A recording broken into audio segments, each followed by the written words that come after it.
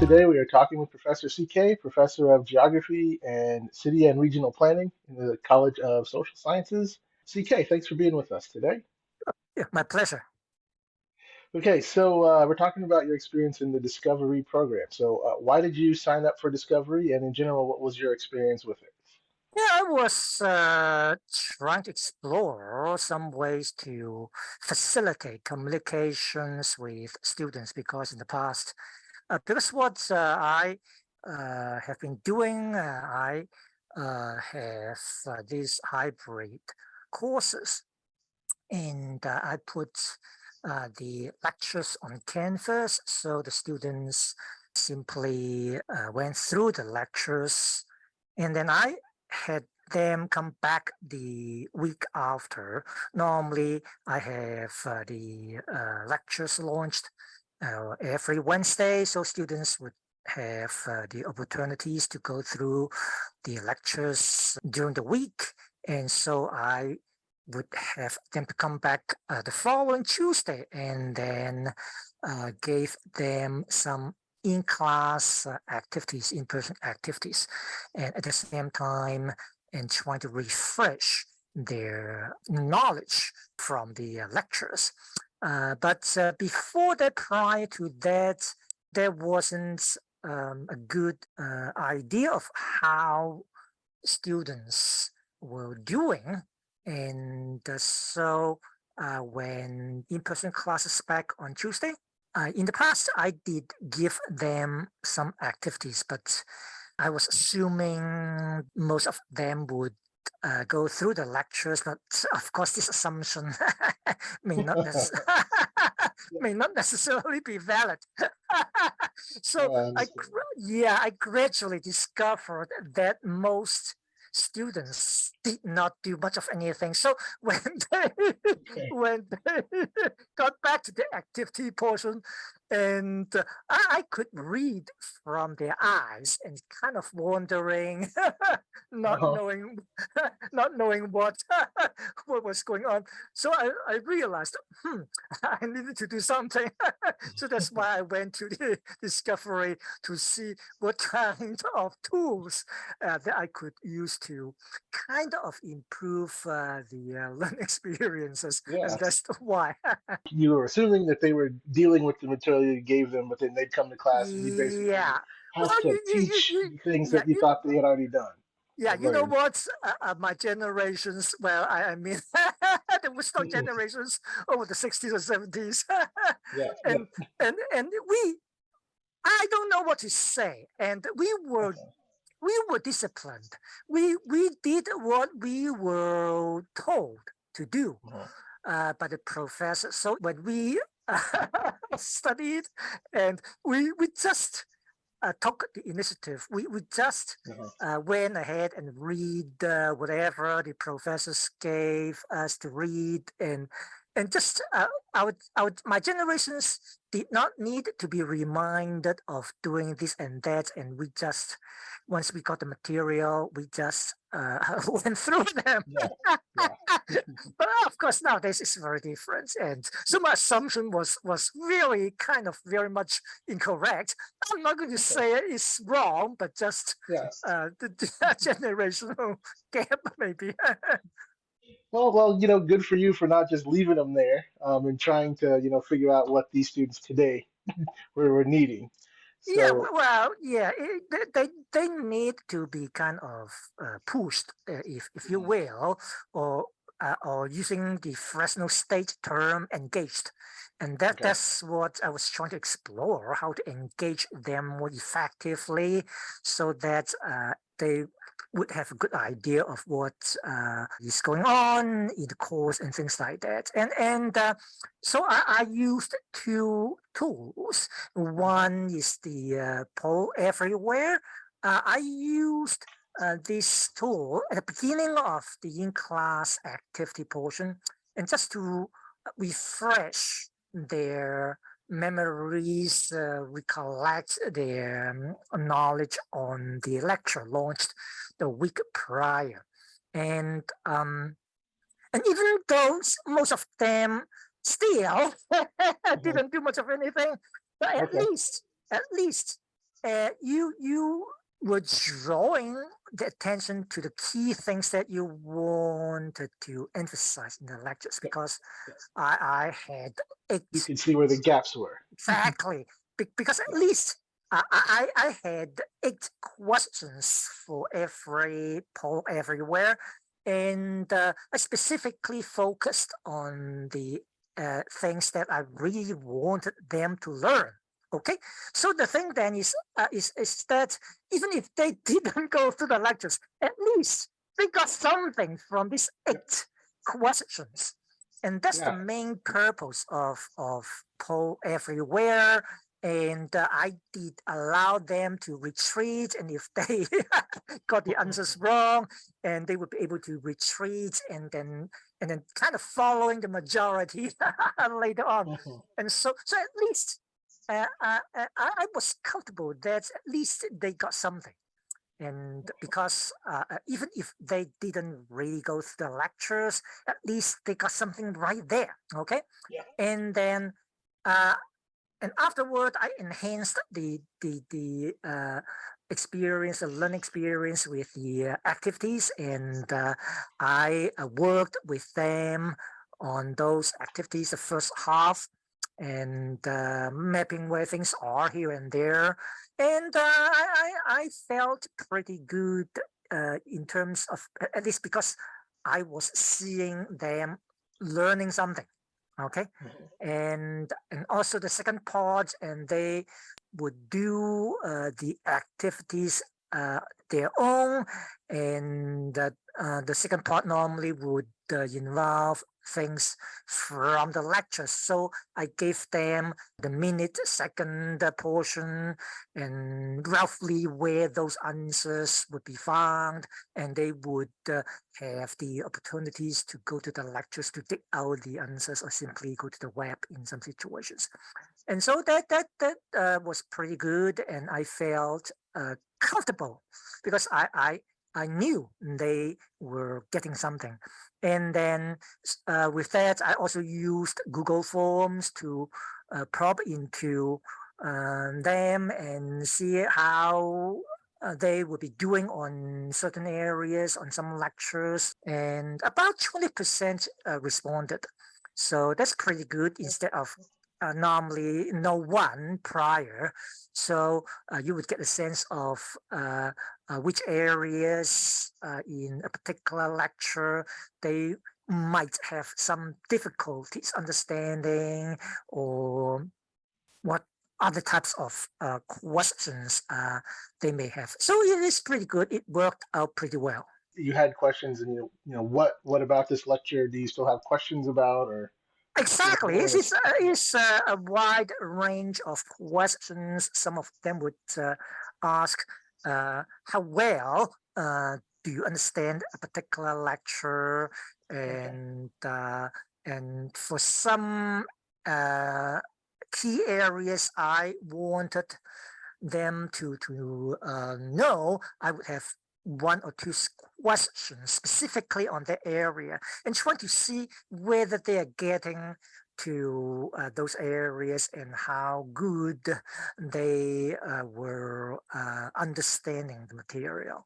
And so it's Okay. pretty good. And also have some open questions and asking what other areas they may want to add and something like that. And so that in the future I would be able to just enhance the lecture here and there. So it's pretty good. Yeah. And so, how would you say it impacted the class and your engagement? The word you used before, or the interaction with students, and then hopefully student success in some way. Oh yeah, yeah, a lot, very significant because now I have this means of communications, and I can would have a much better idea of how a particular class is doing, and what types of difficulties they may have, and I also put in a lot of time, energy, responding to each and every question students would have through the Google form.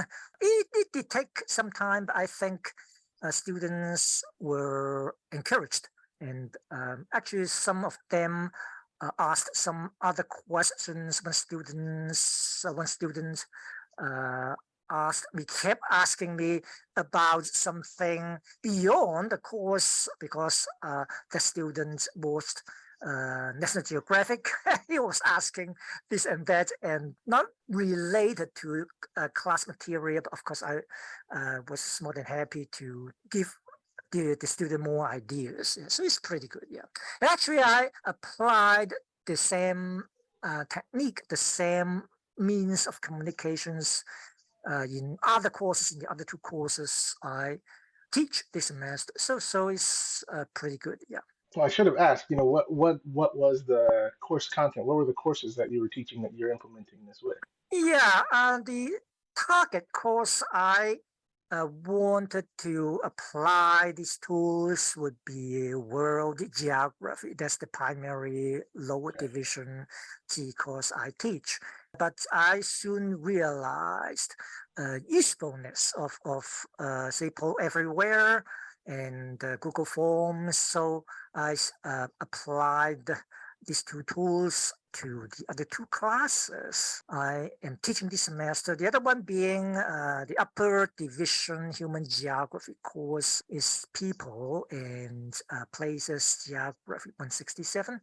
The other one is the statistics and spatial statistics. On this one, because it's online course, so there wasn't a poll everywhere component, but there Mhm. was a Google form component. Did you find that the students had any trouble with these new with technology within using Oh, Poll no, Everywhere at no, all? no. They did not have any problems. Yeah, so it's pretty straightforward. Yeah, Good. the Google form is good in a way that you do not have to tackle students on a one by one basis because you just put in the email addresses and then that form would be bounced off to each and every one of them.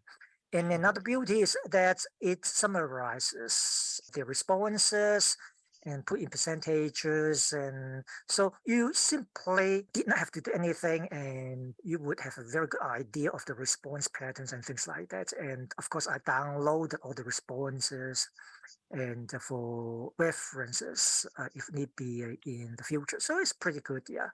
If there wasn't Google Forms, and then the problem then would be you have to do all those summaries yourself. Mhm. You had to send out the form or questions one by one. It would be very tedious, and we simply cannot afford the time. So Google Form is good device to have because Mhm. of this summary power. And but the one thing that Google Form may need to improve is that I think it can do it is to upload a form Okay. to Google Form, and because I had to kind of retype the questions here and there from time to time, but I Okay. just need to figure out. Yeah, I think the option is there, but I just simply didn't get the time to explore. Yeah. Okay. So the last thing I was going to ask you about, because you were the only person that really brought it up in the very last reflection for the class. Mhm. You brought up students developing skills with AI.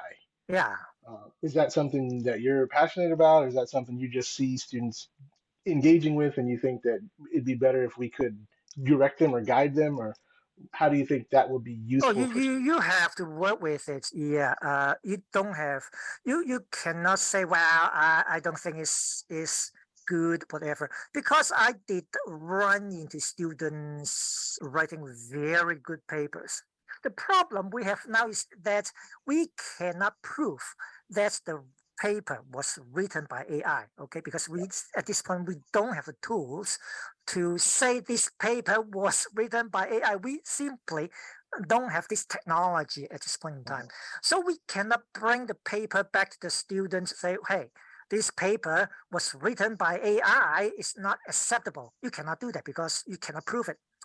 And so the trend actually is try to promote using AI as an assistant in learning. The thing is that we may try to come up with some ways to kind of inform, not tell, inform the students, why don't you use AI as a means to facilitate your research and writing process? Do not just tell or ask AI write a 2,000-word paper on this subject and copy and paste. Don't do that, okay? But we cannot say we know that you cannot write such a good paper. We cannot say that, right? We can't prove that. They would be insulted and we would be sued. We cannot do that. Okay. So, but obviously, when you look at it, when mathematically is 100% perfect, and logical reasoning is pretty okay, and is up to undergraduate level and junior, senior, whatever. But I don't think I don't think you really did that, right? Yeah. So then why just don't we say, well, why don't you do that and use AI to come up with some ideas on this paper first and keep improving upon your set of questions. Follow up on the answers by AI, trying to improve. Okay, well, we are looking at some of the root causes, for example, of global warming. And why don't you say put in questions? Say what's if the AI said global warming, one of the causes is burning of fossil fuel. Okay, then why don't you put in causes the increase in the burning of fossil fuel? And you keep asking that question, then you will be digging deeper into the root causes, instead of just some intervening causes, and try to ask AI to write some particular thoughts in various fashions so that you can compare which sentence is better. Yeah. And to put on your paper, something like that. Of course, we know they probably don't do that, but at least give them some directions. Well, it's kind of the future anyway. It doesn't really matter if you like it or not. It's going to be there. So instead of discouraging them to use it, why don't we just kind of direct the attention of how to better use AI to improve their learning experience? Yeah. Yeah. And make sure they're learning with it. Yep, Yeah. yep. Actually, people are doing that. Yeah, people are using AI to as an assistant, as a secretary, to help them to improve design or something like that. Yeah, but of course you have to be good at it anyway. Yeah. All right. Any final thoughts? Any future directions? Any encouragement for folks who would take discovery in the future? Oh, yeah, it is a great class and very enjoyable. And I think this course needs to be kind of publicized to basically the faculty, because some I know some faculty are simply not aware of the availability of these courses, even though ideas and all this information or whatever training learning circle, but most faculty, because maybe they're too busy or whatever, and or they think they know it already, and so kind of bypassing. I'm not saying that they are ignoring it, but bypassing the opportunities. But at least you got chances to meet with people, and that's nice. And from other colleges, other departments, hey, what the heck? Yeah, so it's a good experience to meet with your peers and your colleagues in the university. So it is a good thing. All right. Thank you so much for your time. Okay, have a great summer, Jason. To learn more, visit our website, academics.fresnostate.edu/ideas, or contact us to share your story. Ideas at mail.fresnostate.edu.